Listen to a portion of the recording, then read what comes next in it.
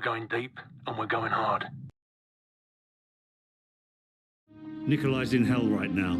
We're gonna walk him out. We take care of our friends. About 1 day after the cargo ship operation, the SAS learn that Nikolai, a Russian informant, will be executed as a traitor by the ultranationalists. Price, Gaz, and Soap deploy into the Caucasus Mountains to rendezvous with the Loyalists, who are led by Sergeant Kamarov. Once together, the two forces move through a nearby village under ultranationalist control. But tensions simmer between Kamarov and Price due to their divergent priorities. Kamarov wants desperately to free the village and eliminate their BM-21s, whilst Price is focused on rescuing Nikolai before his execution.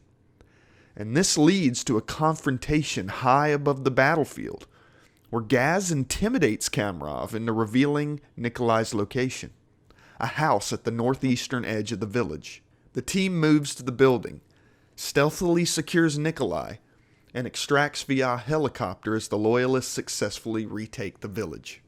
Blackout really, its significance is that it establishes a character trait of Captain Price. We saw a hint of that in Crew Expendable when, remember, I said he saved Soap at the end.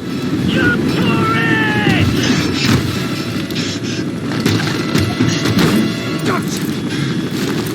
We're all aboard! Go!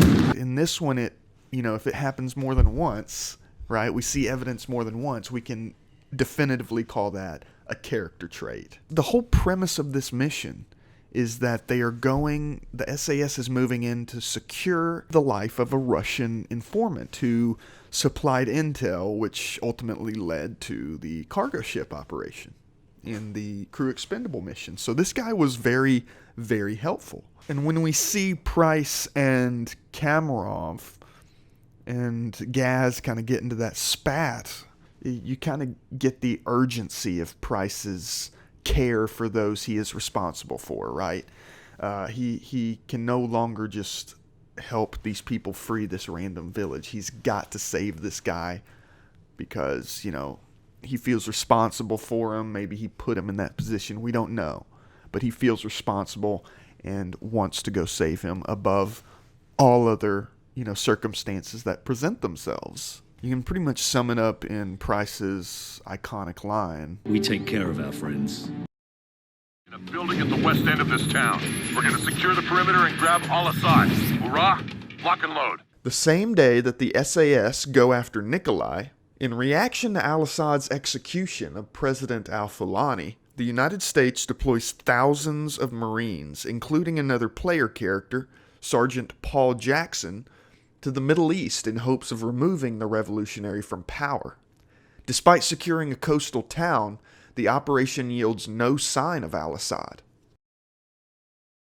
Charlie Don't Surf is probably the most large-scale mission, arguably. Charlie Don't Surf kind of begins the American campaign the American side of the campaign. So the U.S. launches this major invasion, which obviously kind of evokes the invasion of Iraq back in the day. Seeing as how this game came out around was being developed and released around 2 to 3 years after the invasion of Iraq, kind of lends credence to the fact that, this was probably inspired by those events. By recalling this real-world event, it kind of gives the game an air of a cautionary tale. After every death, you're greeted with this, sombering quote about war and about, man's proclivity towards it. But mostly this level serves to just introduce us to another aspect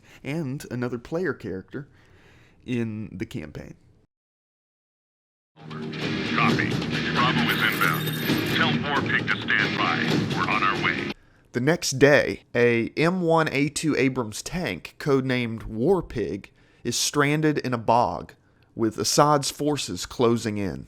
Jackson's squad of Marines, led by Lieutenant Vasquez, is diverted to Warpig's position to defend the tank and enable it to be repaired. With a little air support, The Marines successfully hold the bog and begin setting up defensive positions. About 11 hours after the events of the bog, War Pig is ready to move, and the Marines help escort the tank out of the bog to safety. And despite encountering heavy resistance and enemy armor, the Marines successfully defend War Pig and extract for a massive push towards Al-Assad. So the bog kind of takes the themes from Captain Price's levels about we take care of our friends, all that, and kind of moves it over to the American campaign. You're tasked with rescuing a tank in the middle of a swamp. But other than that, this mission and War Pig, the next mission, kind of serve to just highlight the American war effort. What the bloody hell is that?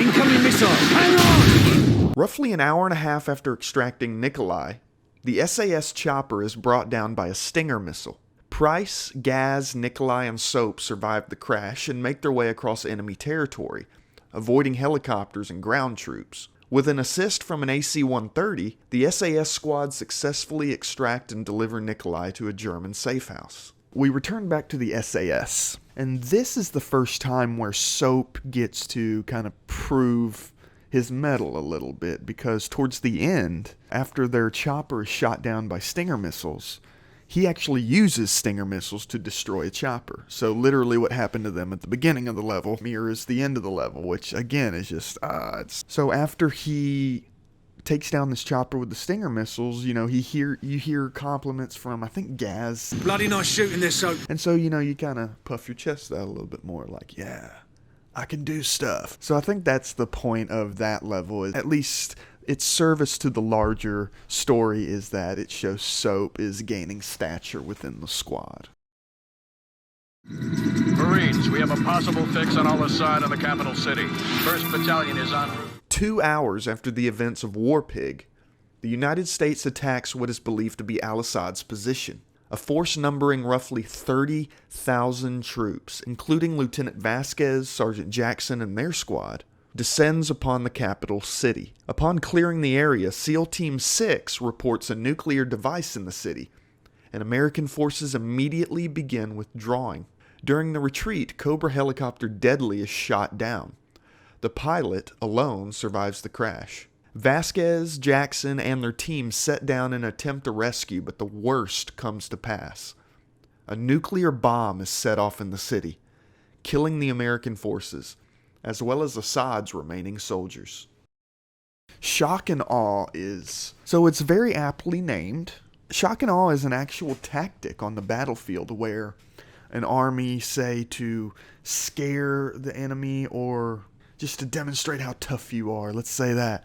To do one or both of those things, you do this spectacular thing, this spectacular display of power or something like that. So how it works here is the U.S. invades Al-Assad's capital city in order to try to capture him. And so you could say that is a shock and awe. They're invading, so they're trying to either scare Al-Assad into surrendering or demonstrating, hey, this is the war you're getting into, buddy. But it turns out the shock and awe is actually referring to Al-Assad himself and what he does. At the end of this level, he sets off a nuke. So that turns out to be the ultimate shock and awe. That definitely would scare the American forces into thinking twice about, fighting this war. A unique thing that this side of the campaign, the American side, did was not really give you a lot of memorable characters. You got Lieutenant Vasquez, you got your character, Paul Jackson. I think the pilot had a name, but I don't remember her name. It was like Paloma or something.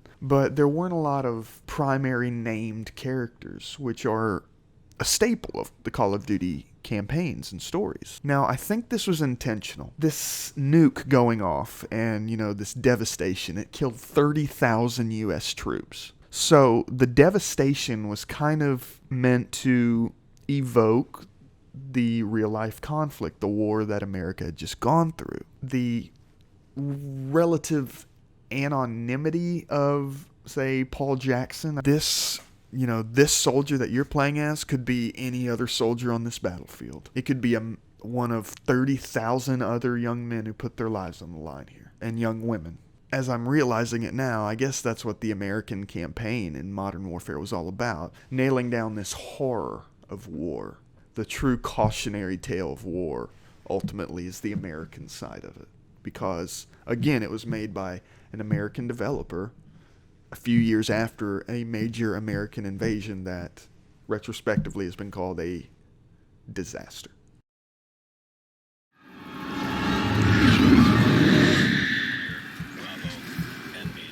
A short while after the detonation, Jackson initially survives and manages to assess some of the damage before succumbing to his wounds.